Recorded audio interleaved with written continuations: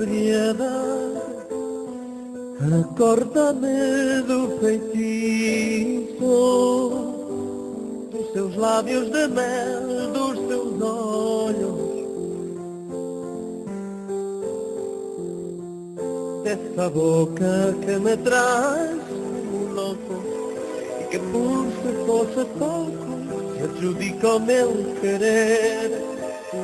E somente porque estou apaixonado se aproveita desse estado para fazer-me compreender que não há maneira de poder negar-me às suas sensuais carícias que me fazem enlouquecer e que as suas mesquindades e malícias me destroçam pouco a pouco, vão matando o meu querer.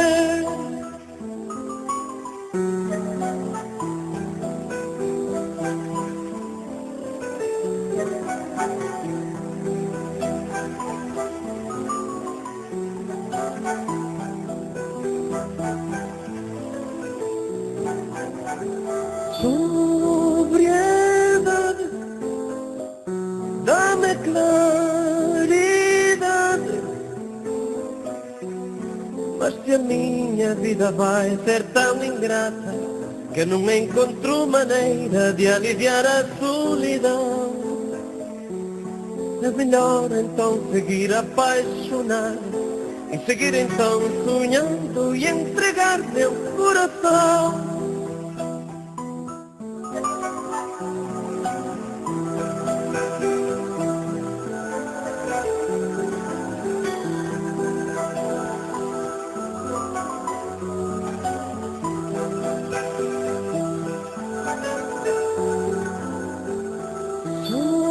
Sobriedade,